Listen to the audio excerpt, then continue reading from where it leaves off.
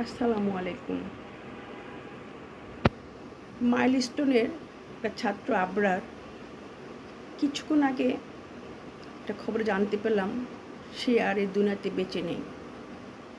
আবরার সেই ছেলেটি, যে ছেলেটিকে দেখেছিলাম আপনাদের ফেসবুক মিডিয়াতে, ঝলসে পুড়ে গিয়ে সে কাতরিয়ে দৌড়াচ্ছিল, কিন্তু ভিডিও যে করছিল সেও পিছনে পিছনে দৌড়াচ্ছিল।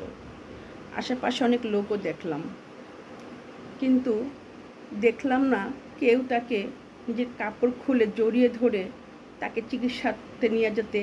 কাউকে দেখলাম না কারো ব্যাগ থেকে বের করে এক বোতল পানিও ঢালতে। বাচ্চাটি কাতরাতে কাতরাতে দৌড়াচ্ছিল।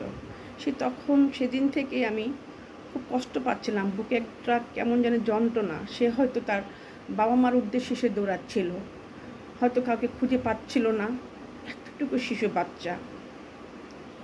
যেটা বলছিলাম, যেদিন আমি মাইলস্টোনের স্কুলের দুর্ঘটনাটা ঘটে, আমি টেলিভিশনে নিউজ দেখছিলাম, হঠাৎ দেখতে পেলাম এরকম আগুনে গোলা দেখে যখন আমি বারবার খেয়াল করছিলাম, তখন দেখতে পেলাম উৎসুক জনতার ভিড়। তাদের হাতে মোবাইল ডিভাইস নিয়ে তারা ব্যস্ত। কিছুতেই বুঝতে পারছিলাম না। পরে ধীরে ধীরে বুঝতে পারলাম উত্তরাতে এই ঘটনাটা ঘটেছে। কিন্তু আমার একটা প্রশ্ন সবার কাছে, মিডিয়ার কাছে, সাংবাদিক তো আছে আমাদের কাছে খবর পৌঁছে দেওয়ার, তাই না? হ্যাঁ, আমরা মিডিয়ার মাধ্যমে অনেক কিছু জানতে পারি, সত্য মিথ্যা জানতে পারি, তাও ঠিক আছে। কিন্তু যখন একটা দুর্ঘটনা ঘটে, তখন সবাই যেভাবে ভিড় জমানো হয়, মোবাইল নিয়ে তাক করে ভিডিও করা হয়, কেউ তখন কারো সাহায্যার্থে এগিয়ে আসে না। শুধুই দেখি মোবাইল ডিভাইস দিয়ে শুধু ভিডিও করা নিয়ে ব্যস্ত সবাই। কেন? আমরা কোন দেশে বসবাস করি? আমরা মানুষ নাকি? আমার নিজের কাছে নিজের প্রশ্ন। সবাই উৎসুক জনতার ভিড়ে মোবাইল নিয়ে ভিডিও করাতে ব্যস্ত। কেউ কিন্তু সাহায্য করার জন্য ব্যস্ত না।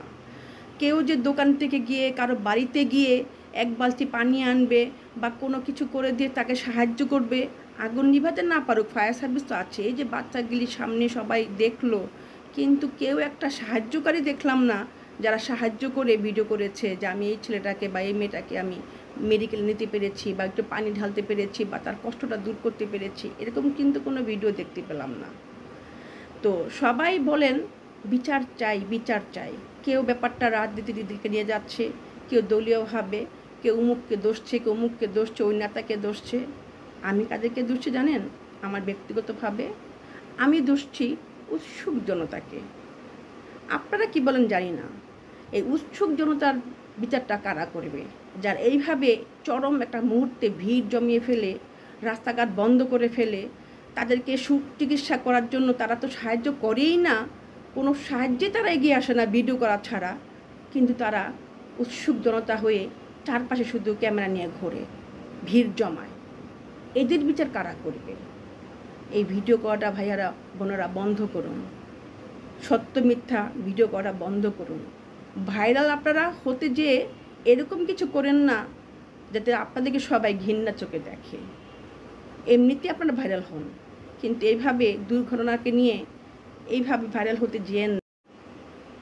আজকে আবরার নেই, এর জন্য আসলে আমি এই কষ্টটা আপনাদের সাথে শেয়ার করছি। আমার ওর জন্য খুবই খারাপ লাগছে, ওর বাবা মার জন্য আমার অনেক খারাপ লাগছে। আসলে যারা হেঁটে যাচ্ছিলো পাশ দিয়ে, তাদেরও তো বাচ্চা আছে, তাই না? কেউ দেখলাম ফিরেও তাকালো না বাচ্চাটার দিকে। ক্ষমা করবেন যদি ভুল বলে থাকি। দোয়া করি আল্লাহ যেন সবাইকে বেহেশতে নসিব করে। আর আপনাদের কাছে আমার রিকোয়েস্ট, এইভাবে ডিভাইস আর মোবাইল নিয়ে ভাইরাল হওয়ার জন্য ভিডিও করবেন না। আপনাদেরও বাচ্চা আছে। ভালো থাকবেন সবাই।